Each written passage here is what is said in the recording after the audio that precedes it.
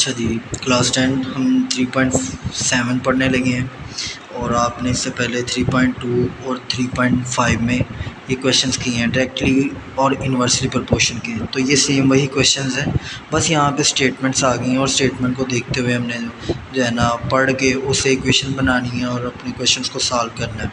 इंतहाई आसान क्वेश्चन है, ज़रा देखिएगा कि क्वेश्चन नंबर 1 में कहता है this square area A of a cube varies directly as square of the length L. कहता है स्क्वायर एरिया ऑफ क्यूब का स्क्वायर एरिया कहता है वो डायरेक्टली प्रोपोर्शन है लेंथ के स्क्वायर के। एंड कहता है a is equal to 27 square unit when l is equal to 3 unit. तो आपको पता है जब भी ये दो वैल्यू दी होती हैं a और l की वैल्यू दे दी गई है तो हमने यहाँ से क्या निकालना है k कांस्टेंट निकालना है। k कांस्टेंट निकाल के फिर हमने आगे क्वेश्चन को सॉल्व करना है। तो फाइंड करने के लिए उसने दो चीज़ें दी हुई हैं। कहता है a फाइंड करें when l is equal to क्या हो 4 यूनिट। इसी तरह कहते हैं सेकंड पार्ट में एल फाइंड करें जब ए हमारे पास क्या हो 12 स्क्वायर मीटर हो। तो ये दो चीज़ें हमने यहाँ से फाइंड करनी है। तो यहाँ पे आ जाती क्वेश्चन नंबर 1 पे। ये जी क्वेश्चन नंबर 1, यहाँ पे देखें जी पहली क्वेश्चन तो हमने बनाई ए डायरेक्टली एल स्क्वायर, ठीक है। तो ये क्वेश्चन की स्टेटमेंट थी तो हमने वो उसकी को यूज़ करते हुए यहाँ पे ये क्वेश्चन बना ली। आगे हमने आपको पता डायरेक्टरी का साइन जब भी हटता है तो के कांस्टेंट लगाते हैं और इज इक्वल टू लगा देते हैं। ये हमने वही काम किया है। इसके बाद उसने पहले क्वेश्चन में हमने फाइंड करने के लिए क्या कहा था कि ए फाइंड करना है। तो उससे पहले हमने अपनी एक क्वेश्चन बनानी है, उससे ही हम ए फाइंड कर सकते हैं। तो ये देखें जी ए की वैल्यू दी हुई है और एल की वैल्यू दी हुई है तो स्टेटमेंट के अंदर वो ये दोनों यूज़ करनी है हमने इसी क्वेश्चन के अंदर। दोनों को यूज़ किया, पुट किया, सॉल्व किया, हमारे पास के की वैल्यू निकल आई।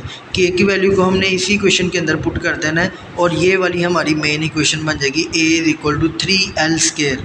ये इसको हमने इक्वेशन 2 का नाम दे दिया। इसी इक्वेशन को हमने आगे सारे क्वेश्चन में यूज़ करना है और यही हमारी मेन इक्वेशन है जो कि हम पीछे जितने भी 3.2 और 3.5 में पढ़ते आ रहे हैं, दोनों एक्सरसाइज में ये सेम प्रोसेस करते आ रहे हैं और यहाँ पे भी सेम प्रोसेस हुआ है इस इक्वेशन को बनाने के लिए। अब हमारे पास कहता है l इज़ इक्वल टू 4 हो तो a की वैल्यू निकाल के दो। तो यहाँ पे देखें इसी इक्वेशन को यूज़ करना है। l की वैल्यू 4 पुट कर दी और यहाँ पे 4 का स्केल है तो वो क्या आता है 16 को 3 से मल्टीप्लाई कर रहे हैं 48 स्क्वायर यूनिट्स आ जाता है। ये हमारे पास a निकला। सेकेंड पार्ट में कहता है l फाइंड करके देना है जब हमारे पास a is equal to 12 square metre units हो। तो इसी इक्वेशन को यूज़ करना है a is equal to 3l square. तो यहाँ पे a की वैल्यू पुट कर देनी है 12 आ जाएगी। यहाँ पे देखें जी l की वैल्यू निकालनी है तो l ऐसे ही रह जाएगा।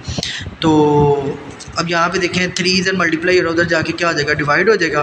3 को उधर डिवाइड कर देंगे तो ये 12 डिवाइडेड बाय 3 क्या हो जाएगा 3 1 3 3 4 12। तो L square is equal to क्या आ जाएगा 4 आ जाएगा। अब हमने क्या करना है दोनों साइडों पे स्केयर ले लेना, स्केयर रूट ले लेना। तो उससे क्या होगा एल स्केयर जो है ना स्केयर से कट जाएगा स्केयर रूट से और यहाँ पे 4 का स्केयर रूट लें तो वो क्या आ जाता है 2 आ जाता है, प्लस माइनस 2 आता है। तो यहाँ पे हम l is equal to 2 units लेंगे। l इज़ इक्वल टू -2 इसलिए नहीं लेंगे, कभी भी लेंथ जो है ना हमारे पास माइनस नहीं होती, माइनस में नहीं होती, इस वजह से हम जो है ना वो l माइनस में नहीं। ये क्वेश्चन 1 हमारा सॉल्व हो गया है। होप्स हो कि इसमें आपको सारे कंसेप्ट क्लियर हो गए होंगे।